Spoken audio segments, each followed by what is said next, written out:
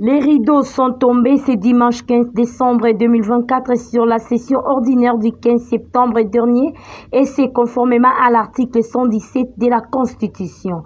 Les députés nationaux entament ainsi leurs vacances parlementaires après un travail acharné dont les traitements et les matières retenues durant cette session qui vient de s'achever avec une réalisation du vote de la loi des finances 2025 tel qu'harmonisé par la commission mixte paritaire de l'Assemblée nationale et Sénat. Succès, l'honorable Gaborien Makumeza, député national élu de la circonscription de la Tchangou, s'est dit très satisfait du déroulement de cette session car tous les députés ont voté cette loi de finances après un grand travail abattu durant ces 3 mois. C'était pendant 3 mois, on a eu à travailler sur la loi des finances. Chose intéressante est que tout le monde est d'accord, tout le monde a voté pour cette loi. Et je pense que par rapport aux différents travaux réalisés, ça sera bénéfique pour la population. Et je suis content parce que pendant ces 3 mois, nous sentons une production législative très fructueuse parce qu'on a voté plusieurs projets de loi du gouvernement ici au niveau de l'Assemblée nationale. Et puis par rapport au contrôle parlementaire, on a eu à initier des questions orales avec débat, des questions écrites, voire même une motion de défiance à l'endroit des ministres de l'ITPR. Et tout, on le fait, ce n'est pas dirigé contre une personne, mais c'est pour que notre population puisse se retrouver. Oui, nous sommes des députés, nous représentons le peuple. Nous voyons d'abord les avantages de la population qui souffre. On a clôturé, maintenant nous sommes en vacances. Vous allez encore nous revoir sur terrain. Moi je suis de la Tchangou. La Tchangou a fait des problèmes, nous avons plus de 20 problèmes. Mais je pense que nous sommes en train de vivre déjà les effets. Si vous allez sur la route Sainte-Thérèse, axe cimetière, nous voyons les effets. Le ministre de l'ITPR est en train de travailler, je le félicite d'ailleurs. Et puis si vous allez aussi sur la route BAT, nous voyons les effets. Mais je pense qu'il y a plusieurs axes à toucher. Il y a même l'axe qui concerne l'électrification de la Tchangou, de la ville de Kinshasa. Nous voyons des problèmes d'embouteillage. Et je crois que nous allons travailler là-dessus et ça sera bénéfique pour la population. Déterminé de sa mission au sein de l'Assemblée nationale, cet élu du peuple est toujours proche de sa base, promet des actions palpables durant ses vacances parlementaires au profit de la population de la district de la Tchangou. On a clôturé. Maintenant, nous sommes en vacances. Vous allez encore nous revoir sur terrain. Moi, je suis de la Tchangou. La Tchangou a fait des problèmes. Nous avons plus de 20 problèmes.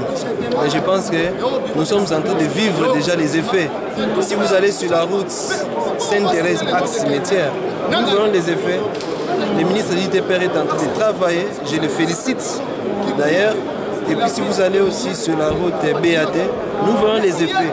Mais je pense qu'il y a plusieurs axes à toucher. Il y a même l'axe qui concerne l'électrification de la Tchangou, de la ville de Kinshasa.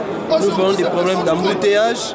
Et je crois que nous allons travailler là-dessus et ça sera bénéfique pour la population. À cette occasion, l'honorable Bienvenu n'a pas manqué les mots pour signaler quelques conflits qui persistent dans leur territoire et promet de collecter des informations lors de ses vacances parlementaires pour trouver des solutions idoines au profit de la population, a-t-il déclaré. Les éléments inscrits dans les programmes de gouvernement pour essayer d'aller restructurer au niveau de la base, mais également voir dans quelle mesure on peut encore ensemble avec nos bases respectives, trouver solution à des différents problèmes qui se posent. Nous avons appris pendant que nous sommes ici qu'il y avait un problème, un conflit foncier entre deux groupements dans le territoire de Nissala qui s'est soldé par la mort d'hommes. Plusieurs personnes sont mortes, mais également les défis, les dégâts matériels importants, les maisons incendiées.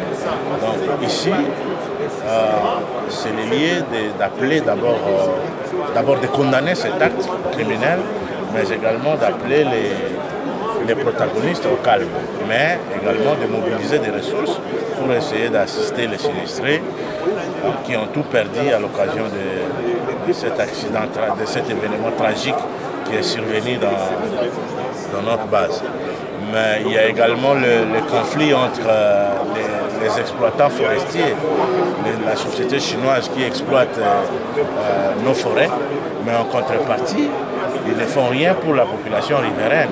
Le cahier de charges remis à ces sociétés pour essayer d'exécuter certains projets d'ordre social et dans le sens d'améliorer l'offre de soins de santé à la population, d'améliorer l'offre de l'éducation à la population, qui ne se fait pas. Donc, c'est également de voir comment on peut entrer en contact avec ces exploitants pour essayer de trouver solution à ces problèmes qui se posent au niveau des conflits qui se vivent entre ces exploitants et les populations riveraines. Mais il y a encore un problème. Il y a un problème notamment au niveau des sociétés agricoles, des sociétés d'exploitation agricole dans nos territoires qui n'appliquent pas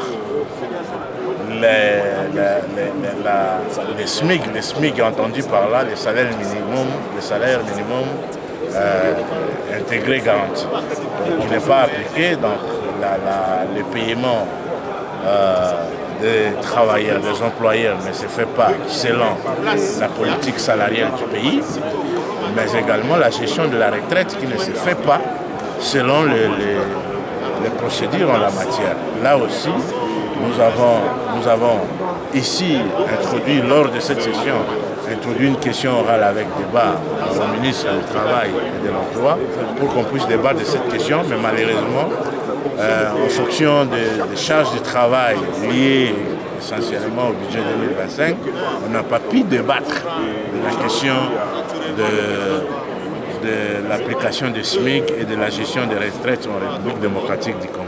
Donc nous pensons que cette question demeure pendante et que nous devons encore approfondir, collecter les informations lors de ces vacances pour essayer d'éclairer les décideurs en vue que les solutions idoines soient prises pour le bénéfice de nos électeurs respectifs. Dans la même optique, l'honorable Vincent Ngendeza, très satisfait des discours tenus par le président de l'Assemblée nationale, car ça relève tout ce qui a été fait au cours de cette session ordinaire, a-t-il déclaré. Les députés se sont aussi déployés en termes des initiatives, c'est-à-dire des propositions, des lois qu'ils ont déposées, du contrôle parlementaire.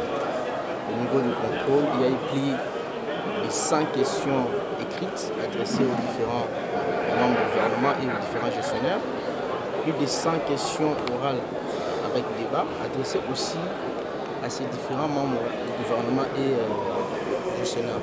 Donc le discours du président, c'est un discours bilan qui parle de tout ce que nous avons fait depuis le début de la session jusqu'à ce jour où nous tirons cette session.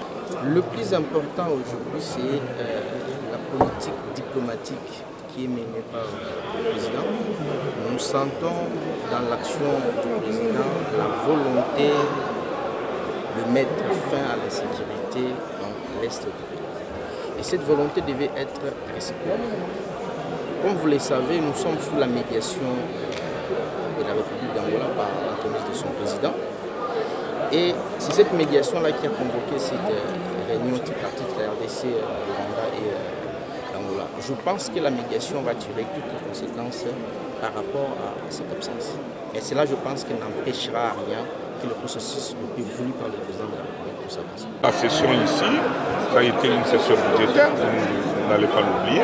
Au-delà de cette session, on a profité parce qu'il y a eu autant de problèmes, il y a eu des motions d'information, il y a eu autant d'émotions, il y a eu même des motions